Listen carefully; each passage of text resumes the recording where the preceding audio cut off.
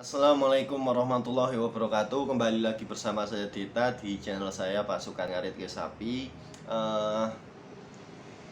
Masih semangat rekan-rekan untuk seleksi CPNS kali ini. Semoga rekan-rekan yang sudah mengerjakan dengan berhati-hati, dengan serius, dengan tekun, dan memperhatikan semua peraturan yang ada diberikan keberhasilan dalam seleksi administrasi ini. Dan ini saatnya rekan-rekan untuk belajar SKD mulai dari sekarang, karena untuk pengalaman saya bahwa soal SKD itu tidak bisa kita sepelekan, karena itu poin utama untuk menjadi seorang PNS. Kalau rekan-rekan menyepelekan SKD, maka otomatis rekan-rekan akan gagal. Dan juga dari kemarin banyak yang bertanya ya, apakah SKD ini ada di bidang ini. Jadi SKD itu seleksi kompetensi bidang yang dimana standar kompetensi bidang atau seleksi yang dimana itu adalah hal wajib untuk semua CPNS, ujian wajib yang diselenggarakan oleh BKN untuk menguji kelayakan rekan-rekan dalam menjadi ASN. Dan untuk kali ini sesuai permintaan dari rekan-rekan, saya akan membahas tentang pengelola perkara. Jadi untuk SKB pengelola perkara itu sebenarnya sama dengan SKB lain, yaitu kalau tahun kemarin ya kayaknya SKB dengan mengerjakan soal, kemudian tes kesehatan itu seperti rekan-rekan ketika medical check up di rumah sakit pemerintah ataupun rumah sakit Bayangkara atau Angkatan Darat. Jadi semua dicek. Dan juga untuk tahun-tahun kemarin ini itu untuk wanita dicek keperawanan. Tapi alhamdulillahnya untuk tahun ini, karena untuk diploma 3 itu diperbolehkan menikah, maka otomatis cek keperawanan ini ditiadakan. Jadi rekan-rekan mungkin yang sudah pernah melakukan itu, entah itu dengan suami atau mantan suami atau lain sebagainya, itu akan tidak mempengaruhi nilai SKB. Tapi yang paling mempengaruhi yang pertama adalah penyakit-penyakit dalam, karena semua organ dalam kita akan dicek, mulai dari paru-paru, lambung, hati, jantung, dan lain sebagainya. Kemudian penyakit seperti gula darah atau darah tinggi, hipertensi atau hipotensi, dan lain sebagainya yang mungkin bisa membuat rekan-rekan gugur. Dan juga gangguan kejiwaan. Jadi gangguan kejiwaan itu tidak harus terlihat rekan-rekan langsung stres ataupun langsung terlihat gila, enggak, ataupun juga terlihat autis, enggak. Tapi ada beberapa rekan-rekan yang memiliki gangguan jiwa yang secara umum itu sama dengan masyarakat umum, tapi kalau diperiksa itu memiliki gangguan kejiwaan. Jadi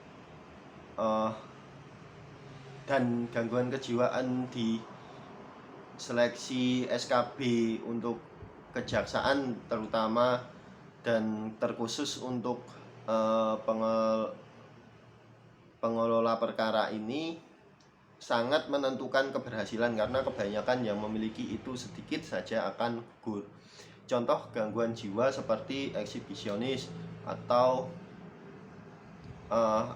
yang ketika sering merasakan sakit padahal tidak sakit, atau sering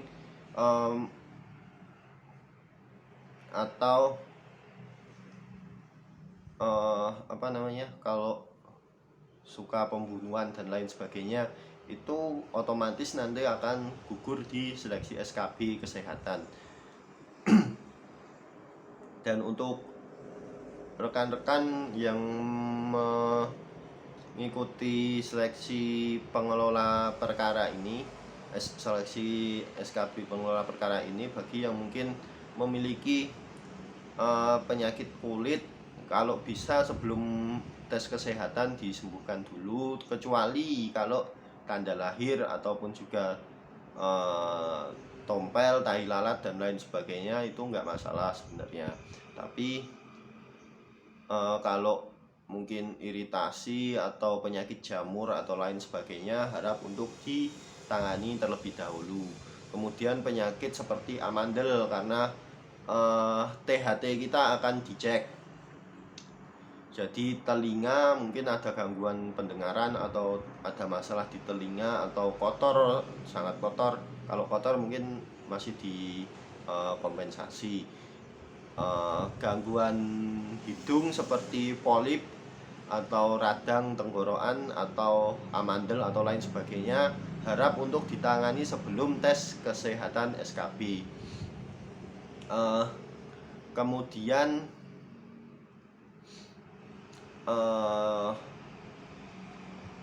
tes komputer untuk pengelola perkara jelas akan melakukan tes komputer, maka rekan-rekan diharap untuk sering mengetik dan berlatih dengan Microsoft Word utamanya, karena untuk tes komputer sendiri biasanya membuat surat yang dimana susunannya komplit dari kop surat, kops, lampiran, isi, dan penutup. Maka rekan-rekan diharap untuk lebih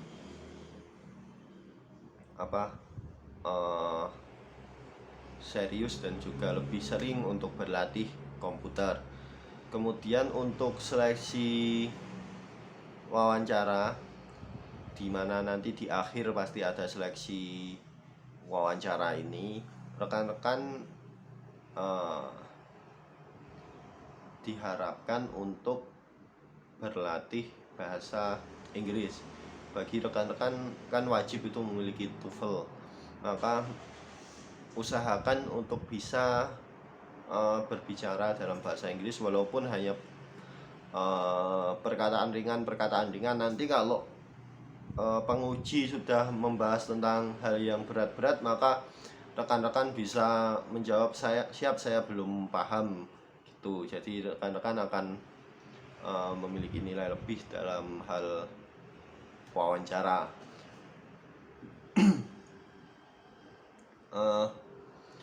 Mungkin kalau untuk pengelolaan perkara hanya itu, karena pengelola perkara menurut persyaratan kan hanya diploma, jadi tidak ada disuruh membawa membawa skripsi. Karena bagi rekan-rekan yang lulusan S1 itu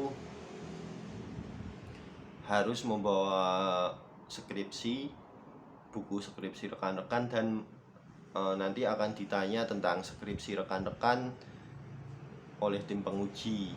Sementara untuk diploma 3 karena tidak ada skripsi, mungkin tidak akan diminta untuk melakukan hal tersebut. Mungkin itu yang bisa saya sampaikan dari pengalaman saya kemarin dan pengalaman rekan-rekan tentang pengelolaan perkara ini. Ada kurang lebihnya saya mohon maaf. Akhir salam, wassalamualaikum warahmatullahi wabarakatuh.